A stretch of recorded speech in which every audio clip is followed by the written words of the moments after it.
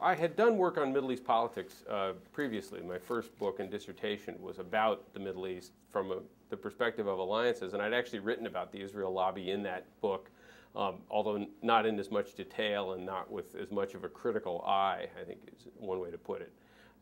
We decided to write on this for two reasons. First, after September 11th, like many other Americans and indeed lots of other people around the world, we realized that something had gone badly off the rails in American Middle East policy, just understanding why the United States was so unpopular there, why a group like Al-Qaeda could organize and decide to attack the United States. So we started, John and I both started thinking a lot more about this, and I actually wrote an article or two about the specific problem of what American foreign policy should be.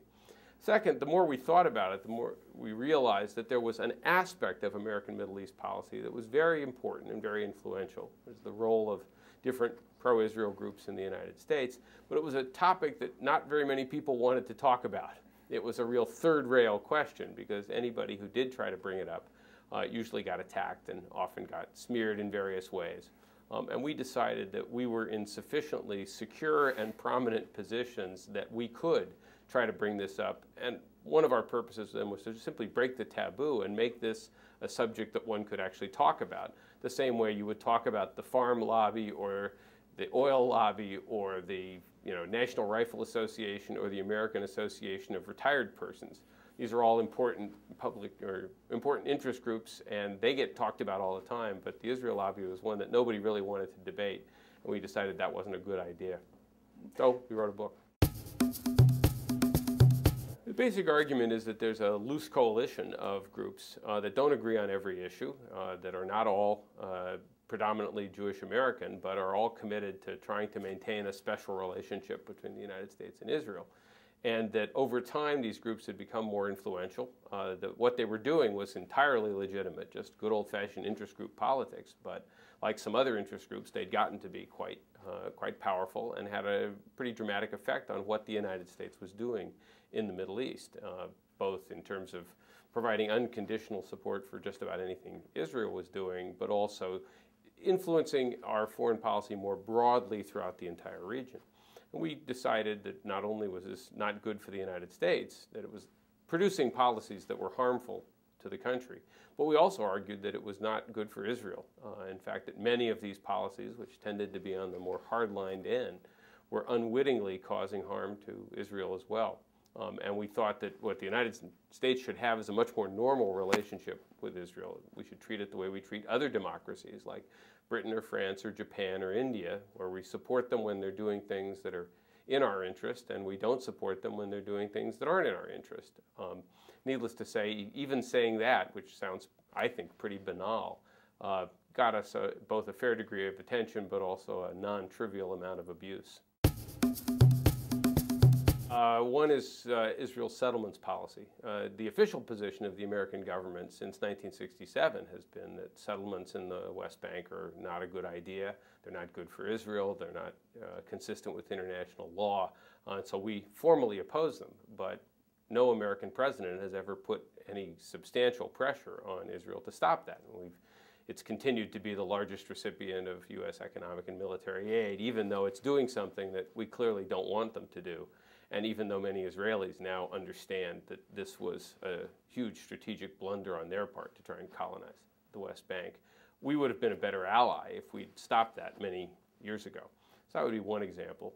Second, we argue in our book that some of these groups in the lobby, and in particular the neoconservatives, were a key element, by no means the only element, but a key element in getting the United States into the war in Iraq. They sort of conceived the idea, worked hard to sell it, didn't succeed in selling it until after September 11th, when suddenly the political stars lined up and Bush and Cheney bought onto that particular program. So an important component, and again, not good for us and also not good for Israel, if you think about how the Iraq war has gone.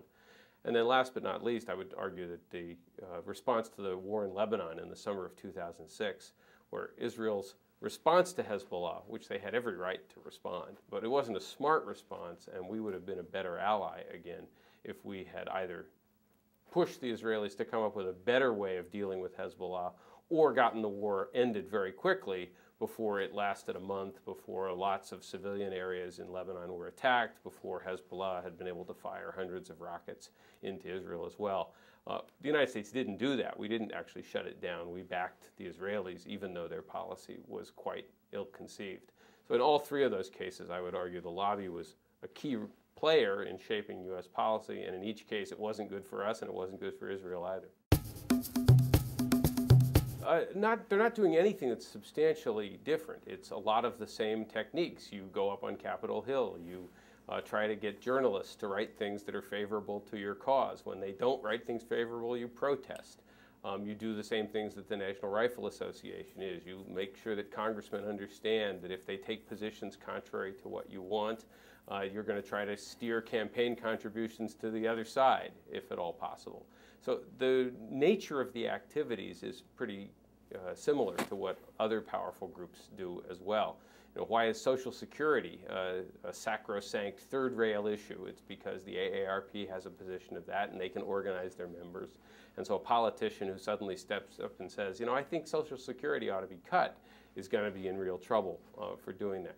So what they're doing is not all that different. They are particularly good at it, but they're not doing anything that's illegitimate, with one exception, which is the tendency to smear anybody who is critical of this relationship for being anti-Semitic or being bigoted in some way. Now, what happened to Jimmy Carter, for example, after he published his book, Palestine, Peace Not Apartheid, is a sort of classic example of this, where he was accused of being a Nazi sympathizer, accused of being a Jew hater, et cetera, et cetera.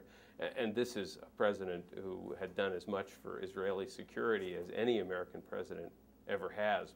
And that, I think, is not legitimate because it gets in the way of free and open discourse, which is really essential in a democracy. We knew it was going to be a controversial body of work, and it was undoubtedly going to get some criticism. I was a little surprised early on at just how venomous some of the criticism was, that there was a real sort of willingness to use almost any stick to try and beat us with. So people, you know, sort of immediately began linking us to David Duke and people like that, which, you know, again, is just a smear tactic designed to sort of marginalize anyone who's critical. But apart from that, it hasn't been all that surprising. I mean, we'd seen what had happened to some other people. The basic point I guess I'd emphasize here, and this gets to sort of broader questions about where the world is going, my co-author and I basically think that all countries do stupid things periodically. No government, no people is immune to folly. And the only way you can minimize the possibility of folly is to have as open a discussion as possible about different options and what's really going on. So anything that gets in the way of open discussion is a real problem. It's the kind of thing that will lead a country off the deep end and be unable to correct itself once it starts. That's why I think dictatorships actually commit some of the greatest, you know, human rights violations and greatest travesties, because they don't have an open dialogue. When they are doing something that's unwise or cruel or stupid, it's hard for people in that society to correct course.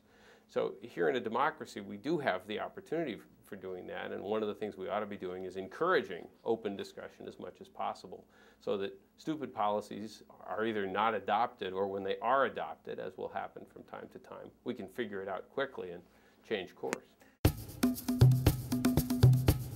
My own view is that anti-Semitism conceives of the Jewish people as a sort of separate and not equal members of society. It wants to treat them as a separate tribe and accuse them of various things, suggesting that they have to be treated harshly or in some way discriminated against because they don't fully belong as members of society.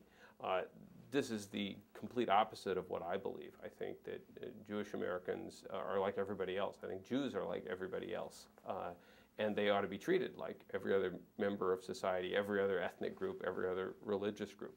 One of the great things about this country is we don't believe that discrimination is appropriate. And even though it happens from time to time, the good news is that it's been increasingly discredited in our society, as it has throughout many other realms. Once you conceive of Jewish people or anybody else as just like everybody else, then they should be as open to criticism when their actions are not correct, or you think they're not correct. And And we make it clear, for example, in our book that we don't question Israel's right to exist or its legitimacy as a state.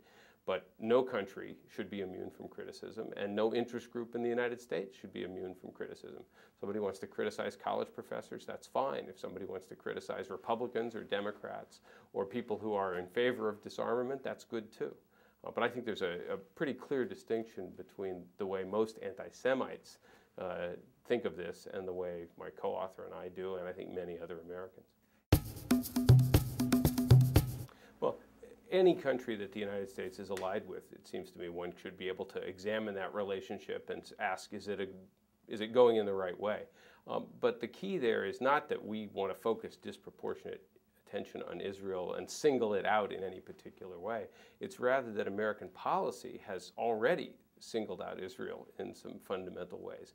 It's the largest recipient of American economic and military aid. It's about $3 to $4 billion a year, which works out to about $500 for each Israeli citizen from the American taxpayer.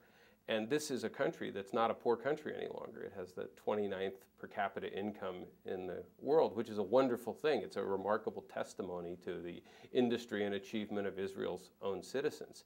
But the fact is we have a special relationship with it. It's not that we're singling it out for attention. It's already been singled out. And our question in writing the book was trying to explain why that was the case and ask whether that was in the American interest at this point. Not really, no.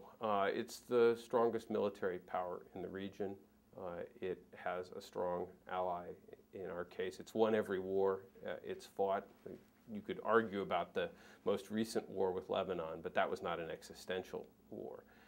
It has peace treaties with Egypt and with Jordan. I believe it could have a peace treaty with Syria, and I believe the Arab countries actually would like to make peace with Israel now if the solution could be found to the Palestinian problem. And finally, there's the question of Iran and Iran's nuclear ambitions, and I think that's a problem for the Israelis. No question about it, as it is for us. And we all ought to be thinking of ways that we could try and discourage Iran from developing a full nuclear capability. But even if Iran got a few nuclear weapons, I don't believe that is a threat to Israel's existence, because I don't think Iran could use those weapons without causing its own destruction. Remember that Israel has several hundred nuclear weapons of its own, and I don't believe would be at all bashful about threatening to use those if it were ever attacked, much the same way that the United States threatened to use its nuclear weapons during the Cold War if it was ever attacked. I don't want to paint a picture that everything's just completely rosy or anything like that. All countries face security problems, and Israel faces more serious security problems than most. But Israel's existence, and this is good news, is not in doubt at this point, and I think that's a good thing, and I don't think any of the external threats it now faces pose a threat to Israel's existence either now or in the long term. Well, a couple things. One is to understand exactly what Ahmadinejad said. He's frequently misquoted as having saying that Israel should be wiped off the map. What he was really saying was that Israel should, quote, vanish from the page of time. Now, that still sounds pretty awful, and I think the remarks are reprehensible, but what he was suggesting, and it's an allusion to an old quotation by Khomeini, that the Jewish state in Palestine could be a temporary political condition, and it could eventually evolve into some kind of democracy, and so the Palestinians would have control. So he's opposing the Zionist regime there, but he's not calling for the physical destruction of Israel or the massacre of all of its inhabitants or anything like that. He's suggesting it could be like the Soviet Union. It goes out of business at some point down the road, but not because it's been physically destroyed.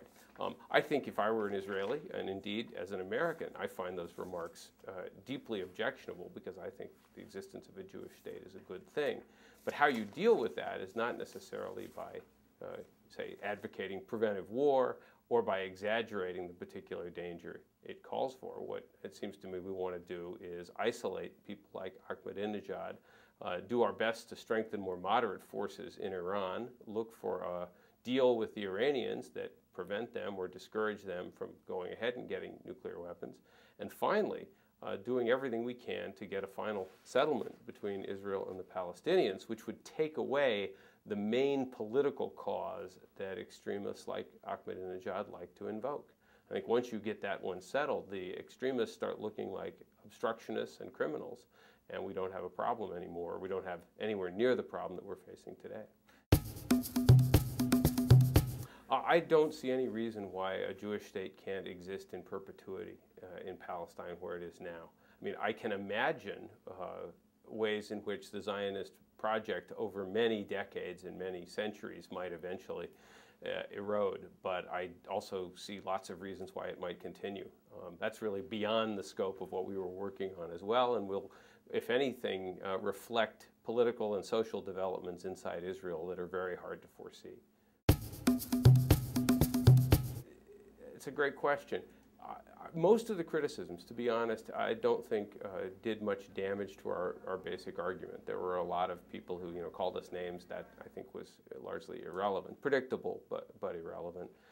There were a number of people who pointed out what they thought were major factual errors, and we've written a long response to our critics where we show that most of those complaints are wrong.